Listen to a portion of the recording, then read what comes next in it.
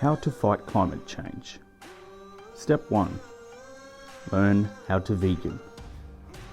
Current weight 71.3 kgs. Current attitude optimistic. Current attempt record 1 day. The first time I attempted a plant-based diet was a shock to the system. My body simply didn't know what the hell was going on. I had grown up my whole life eating meat, drinking milk, and loving cheese. In fact, my love for cheese bordered on an addiction. As it was to turn out, this analogy wasn't far from the actual truth. This cheese addiction I will perhaps discuss in another episode. One of the biggest issues I found going plant-based was the constant struggle to find what foods I could eat and which foods I couldn't. Going to the shopping centre had quickly become a deep dive into ingredients lists. This process of picking over foods had quickly become slow and tiresome. You will find yourself saying it was supposed to be easy. Simply don't eat meat or animal-based products. But when you attempt to be more plant-based, you'll quickly discover that a lot of processed foods have animal-based products in them, even the ones you would least suspect.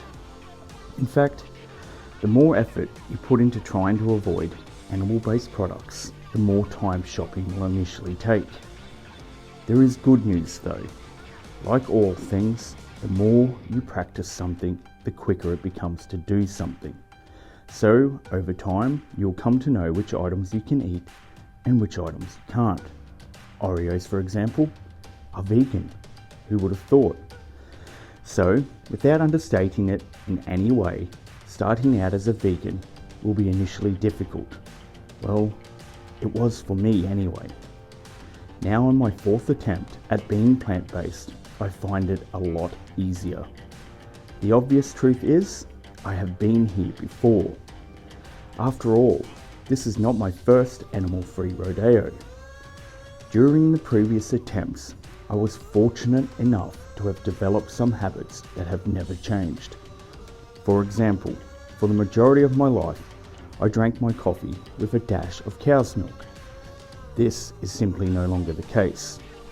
Those days are over. Now, whenever I get a coffee, it is a flat white on soy if I am out, and a shot of coffee with a dash of oat milk if I am at home. This practice continued whether I am trying to be plant-based or not. It's what I have come to call a plant-based hangover. It's something that has remained with me from previous attempts. Now, if I could just get all the other eating behaviours to fall in line with my coffee drinking habits, I would be set.